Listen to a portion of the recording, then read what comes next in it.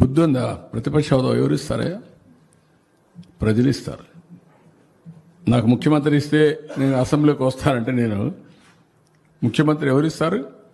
ప్రజాస్వామ్యంలో ప్రజలు ఓట్లేస్తారు. ఏ పార్టీని ఎక్కడ కూర్చొని పెట్టాలో వాళ్ళు డిసైడ్ చేస్తారు. మీరు చేసిన అరాచకాలు అన్యాయాలు చూసిన తర్వాత మీరు ప్రతిపక్ష హోదా కూడా తగరనే ఉద్దేశంతో 11 సీట్లు ఇచ్చారు. ప్రతిపక్ష పార్టీ కావాలంటే ఎన్ని సీట్లు కావాలి? 18 కావాలి. 18 ప్లస్ 19 కావాలి. 17.5 ప్లస్ 1 18.5 19 కావాలి. 19 ఉంటే వస్తుంది. అప్పుడు ఇవ్వరు. అది రైట్, హక్కు, ప్రజలిచ్చే అవకాశం. అది ప్రజలిచ్చే అధికారం. రాజకీయ ప్రభుత్వం ఇచ్చేది కాదు. ఇవన్నీ ఇంతకుముందు 94లో కాంగ్రెస్ పార్టీ ప్రతిపక్ష హోదా ఇవ్వలేదే. 26 మంది గెలిచారు. అప్పుడు ఇవ్వలేదు.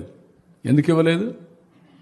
వాళ్ళు అడగలేది, మేము రావనలేదే. వాళ్ళు అప్పుడు వాళ్ళకు ప్రజాస్వామ్యం ఏంటి తెలుసు కాబట్టి. బెదిరిస్తే వచ్చేదనుకుంటే ఎట్టవుతుందండి? ఎక్కడ బెదిరిస్తావు? ఎందుకు ఇస్తారు?